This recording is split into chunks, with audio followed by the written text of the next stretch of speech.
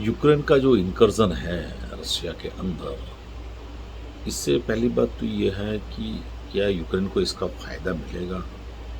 दूसरी बात ये है कि यूक्रेन कितने सोल्जर्स को लेकर अंदर जा सकता है और फिर सप्लाई लाइन का क्या?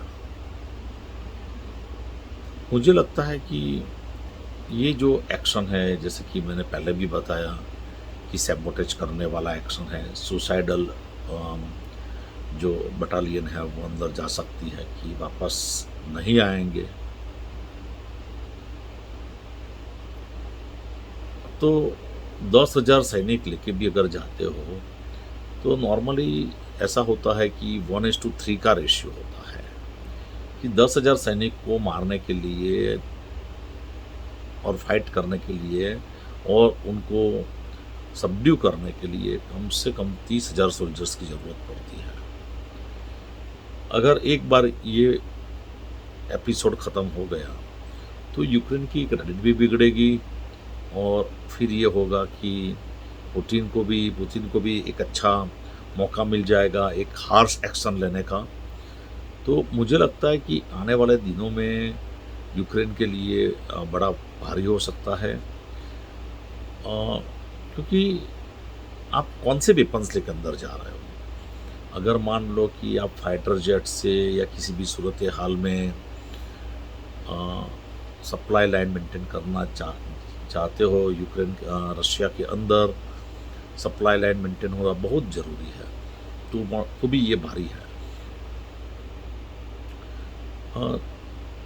ये ऑब्जेक्टिव समझ में इसीलिए नहीं आया कि ये इनकर्जन तो फिल हो ही जाएगा, लेकिन रशिया जो है ये 10,000 सैनिक तो समझो गए इनके, लेकिन रसिया जो एक्शन लेगा वो मुझे लगता है भारी होगा और शायद यूक्रेन के काफ़ी सिटी में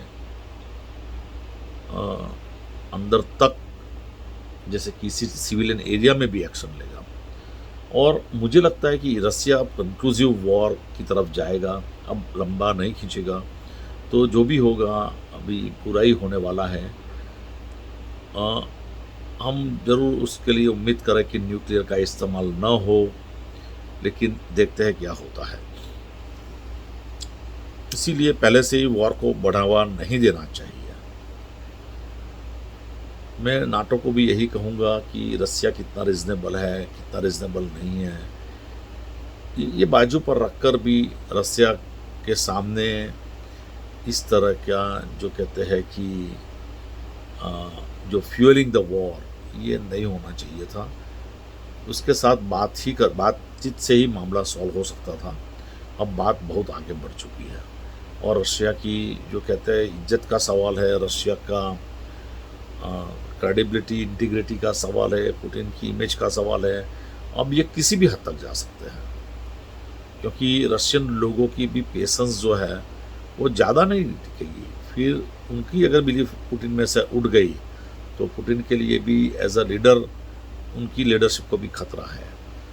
तो ऐसा कोई भी कैलकुलेशन लेके अगर जेलेंस्की चलते हैं तो मैं ही समझता हूँ कि क्या यूक्रेन तैयार है खतरनाक और वाइड स्केल डिस्ट्रक्शन के लिए। मुझे इसी बात का डर है। इसी के साथ नेक्स्ट एपिसोड में मिलेंगे।